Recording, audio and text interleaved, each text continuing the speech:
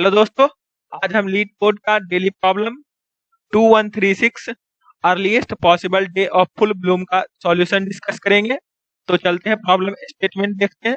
इस प्रॉब्लम के स्टेटमेंट को यदि आप समझना चाहें तो इस प्रॉब्लम में हमें दो डिफरेंट प्लांट टाइम और ग्रो टाइम नाम का इंट टाइप का एरे गिवन होगा जिसका लेंथ n होगा, और इस दोनों एरे के ith इंडेक्स हमें ये बताएंगे कि किसी भी प्लांट को प्लांट करने में प्लांट टाइम ऑफ आई लगेगा, और ग्रो टाइम का ith इंडेक्स हमें ये बताएगा कि उस ith प्लांट को ग्रो करने में ग्रो टाइम ऑफ आई लगेगा।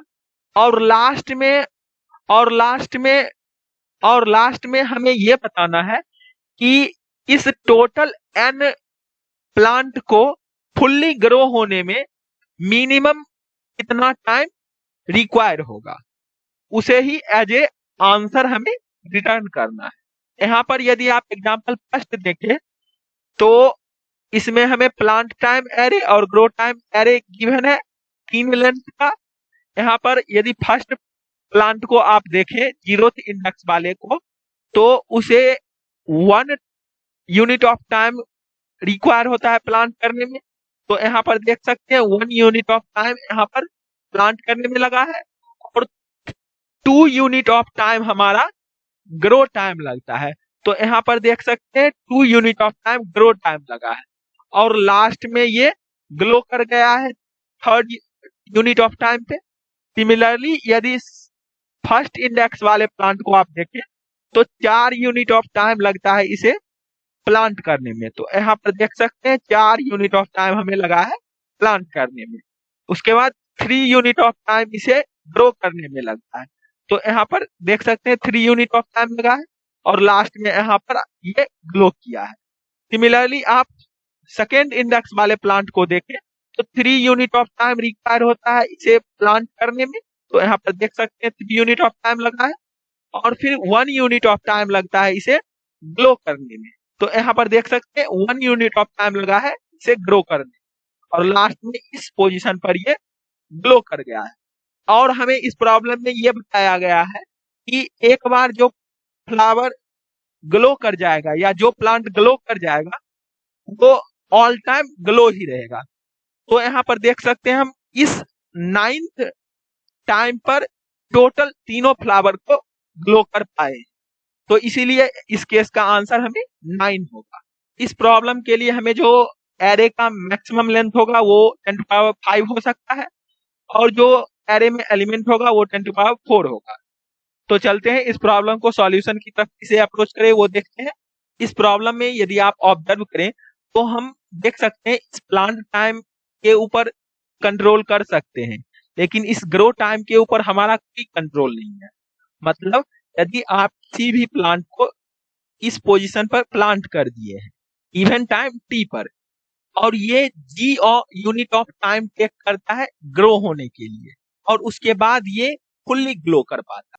तो यहाँ पर ये आप देखें इस टाइम पीरियड को आप मिनिमाइज नहीं कर सकते हैं, ये टाइम हमें रिक्वायर होगा ही। लेकिन इस प्रॉब्लम में हमें n number of plant given है, उसको प्लांट करना है। तो वैसे प्लांट को यदि हम सबसे पहले प्लांट कर दें इसका ग्रो टाइम सबसे ज्यादा है, और उसके बाद फिर हम वैसे प्लांट को प्लांट करें जिसका ग्रो टाइम इस जी से छोटा है, उस केस में हम अपने टाइम जो रिक्वायर होते हैं टोटल n प्लांट को ग्लो करने में उसे मिनिमाइज कर पाएंगे। ऐसे इस एग्जाम्पल में यदि हम ग्रो टाइम के अकॉर्डिंग सॉर्ट कर दें डिसेंडिंग ऑर्डर में, तो देख सकते हैं हमारा पहले 3 आएगा जिसका प्लांट टाइम 4 है, उसके बाद 2 आएगा जिसका प्लांट टाइम 1 है, और उसके बाद 1 आएगा जिसका प्लांट टाइम 3 है। और यदि अब हम इसे ऑर्डर वाइज प्लांट करें तो इसी केस में हमारा सबसे मिनिमम टाइम रिक्वायर होगा। देखते हैं वो कैसे।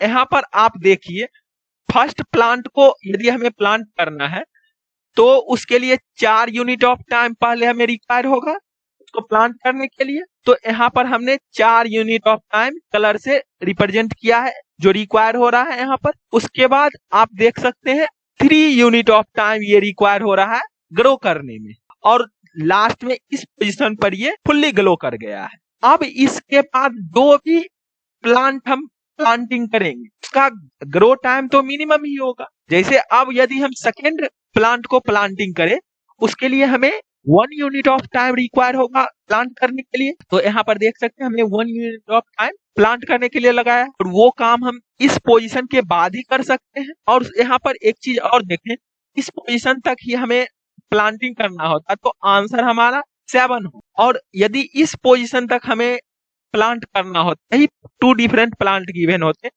तो भी हमारा आंसर 7 ही होता। और यदि हम थर्ड प्लांट को प्लांटिंग करें तो इसके लिए भी आप देख सकते हैं यहाँ पर सबसे पहले 3 यूनिट ऑफ टाइम रिक्वायर हुआ है प्लांट करने में, और उसके बाद 1 यूनिट ऑफ टाइम रिक्वायर होगा उसको ग्लो करने में, और उसके बाद यहाँ पर आप देख सकते हैं इस पोजीशन पर ये आकर के ग्लो कर गया है। तो इस तीनों प्लांट को ग्रो करने में हमें मिनिमम 9 यूनिट ऑफ टाइम लगा है। इससे मिनिमम टाइम हम किसी भी दूसरे अप्रोच में नहीं लगा सकते। तो ऐसा ही अप्रोच हम अपने कोड में इंप्लीमेंट करेंगे। तो चलते हैं, अब हम कोड देखते हैं। यहाँ पर सबसे पहले हम जावा कोड डिस्कस करेंगे। इसमें हमें अर्लीस्ट फुल ब्लॉम फंक्शन गिवन है, इसे ही कंप्लीट करना है। यहाँ पर हमने n नाम के वेरिएबल में प्लांट टाइम का लेंथ स्टोर किया है। उसके बाद हमने एक एरे a नाम का बनाया है जो कि 2 डायमेंशनल होगा, n क्रॉस 2 साइज का, जिसमें हम a ऑफ i पर प्लांट टाइम ऑफ i का वैल्यू रखेंगे, और a i ऑफ 1 में हम ग्रो टाइम ऑफ i का वैल्यू रखेंगे। और उसके बाद हम इस एरे को सॉर्ट कर देंगे डिसेंडिंग ऑर्डर में according to its grow time value, जो कि इस तरीके से सॉर्ट करते हैं लैम्डा फंक्शन के यूज करके। उसके बाद हमने एक आंसर नाम का वेरिएबल बनाया है, इसको 0 से इनिशियलाइज किया है, और वर्क डे 0 से इनिशियलाइज किया है। मतलब ये जो हम वर्क परफॉर्म कर रहे थे अब तक हमारे पास स्टेटस रखेगा कि किस पोजीशन तक हमने वर्क कर चुका है, और उसके बाद हमें कोई दूसरा अगला प्लांट आता है तो इस पोजीशन के बाद ही हम प्लांटिंग स्टार्ट करेंगे, तो उसका स्टेटस वर्क डे रखेगा जिसको हम 0 से इनिशियलाइज किए हैं। और उसके बाद हमने फॉर लूप रन किया है जो कि 0 से n तक चलेगा, और हर एक और वर्क डे हमारा ऑल टाइम इंक्रीमेंट होगा प्लांट टाइम जितना रिक्वायर होगा ith फ्लावर के लिए, जो कि 0th इंडेक्स पे स्टोर है, इसीलिए हमने यहाँ पर ai ऑफ 0 इंक्रीमेंट किया है। और उसके बाद अपने आंसर को अपडेट किया है मैक्सिमम वैल्यू ऑफ आंसर, और वर्क डे में ऐड किया है अपने ग्रो टाइम को और आंसर, और इस वैल्यू का मैक्सिमम हम इस ith इंडेक्स तक का मिनिमम रिक्वायर्ड टाइम होगा जो प्लांटिंग में रिक्वायर होगा, और ऐसा हम हर एक n फ्लावर के लिए करेंगे, और लास्ट में जो आंसर हमारा आएगा उसे ही रिटर्न कर देंगे। तो इसे कोड को सबमिट करके देखते हैं और देखते हैं कि क्या ये रन होता है। यहाँ पर देख सकते हैं हमारा कोड रन किया और 72% फास्टर है और 25% मेमोरी इफिशियंट है। अब हम चलते हैं C++ कोड देखते हैं। C++ कोड में भी हमने सेम लॉजिक अप्लाई किया है जो कि यहाँ पर आप देख सकते हैं। यहाँ पर सबसे पहले हम ए वेक्टर बनाए हैं जिसमें हम प्लांट टाइम और ग्रो टाइम को पेयर के फॉर्म में स्टोर करेंगे। उसके लिए यहाँ पर हमने हर एक प्लांट के लिए एक पेयर बनाया है p नाम का, और उसे ही ऐड करेंगे इस ए वेक्टर में, और उसके बाद इस ए को सॉर्ट कर देंगे जो कि इस तरीके से सॉर्ट होता है C++ में। और यहाँ पर आप देख सकते हैं कॉम्प फंक्शन हमने लिखा है जो कि इस पेयर p1 और p2 के सेकेंड वैल्यू से कंपेयर होगा और डिसेंडिंग ऑर्डर में सॉर्ट करेगा। और उसके बाद हमने सिमिलर वेज में वर्क परफॉर्म किया है जैसा जावा में किया था। तो इस कोड को भी सबमिट करके देखते हैं और देखते हैं कि क्या ये रन होता है।